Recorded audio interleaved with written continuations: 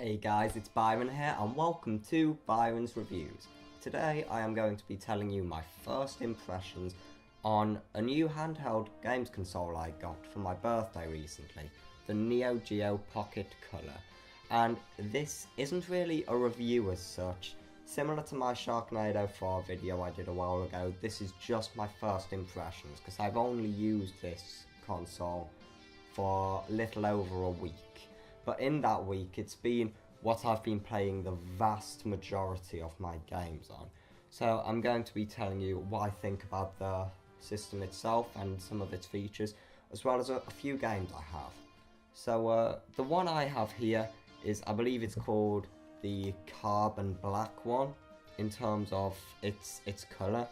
And when I first started using this device, I quickly noticed just how much, to me, anything NEO-GEO that I've played and SNK immediately seems to me in quality, because they're just very well built stuff.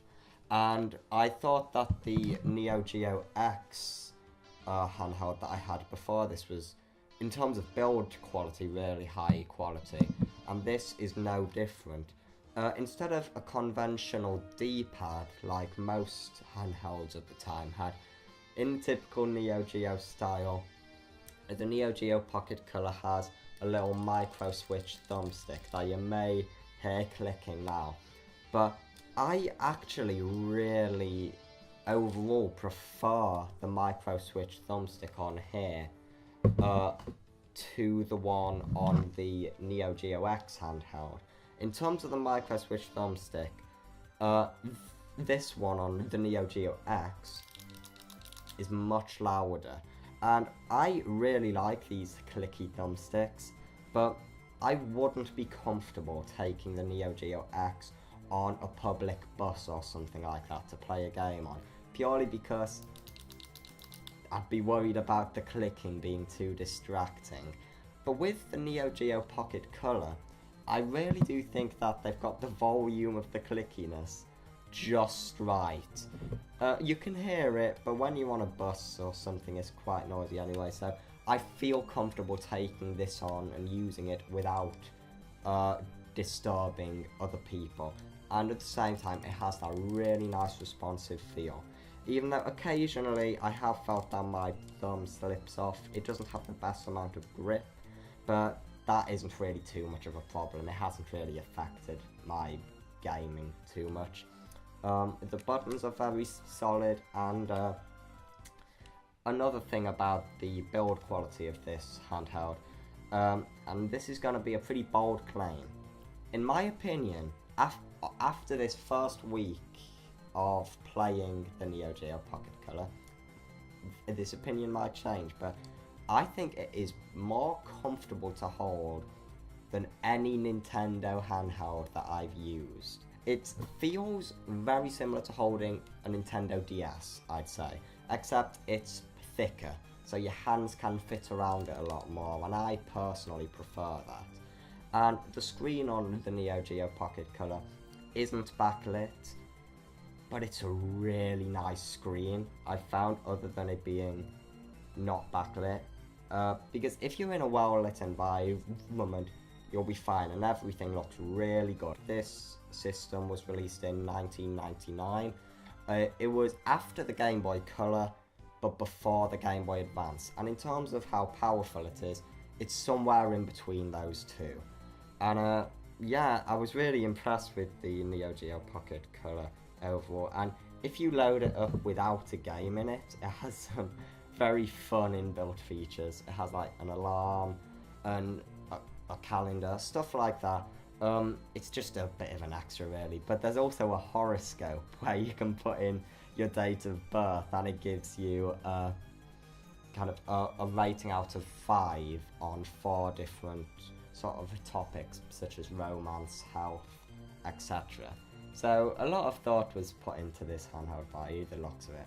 And I'm going to end this video by quickly telling you some first impressions on the 5 games that I have for it.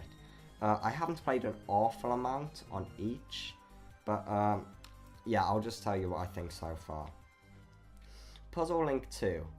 actually, I don't think I'm going to tell you too much about this game, because I'm actually going to start working on a review of Puzzle Link 2 soon, possibly with another YouTuber. Hint, hint. But overall, very solid puzzle game. Sonic the Hedgehog Pocket Adventure. I really like this game. It's mostly in terms of the levels, another version of Sonic the Hedgehog 2, which is my favourite game of all time, so no complaints there. But it kind of borrows elements from lots of the Sonic games that came before this, in terms of its music and things like that, because it has versions of songs from lots of other Sonic games, and I'd say this is really good. The controls may take you a bit to get used to, if you're used to other Sonic games, because they're a bit more slippery, but it's nothing you can't get to grips with. Metal Slug First Mission. I've literally played this game for about 15 minutes or something like that, but so far it seems like a very good adaptation from the home console counterparts. Pac-Man? Well, it's Pac-Man basically, what can you say? It controls really nicely with the micro switch thumbstick, so it's a pretty good part of Pac-Man. And finally, Dark Arms, which is kind of an RPG action-y sort of game. Basically, you go around shooting zombies and skeletons and stuff, and you level up your weapons. I haven't got too far into it, but it seems very fun. So, they're pretty much my first impressions on the NEO-GEO Pocket Color. So far, I'm very impressed with it. If I feel like I need to, I may do a full review on it down the line after I've spent more time with it. But so far, I'm really having a lot of fun with it. And one more thing just about it. In terms of battery life, I think it has about 40 hours. And my batteries haven't run out yet in it, because I don't think I've been playing it nearly for 40 hours. But yeah, if you want to see more of my adventures playing the NEO-GEO Pocket Color, there's a link to my Atari Age profile down in the description, as well as a link to the official NEO-GEO thread over there, which quite regularly I post little things about it and new games I've been getting, so I'll probably do that if you want to hear more about it. So, I hope you enjoyed this video. I'll see you guys next time. Bye.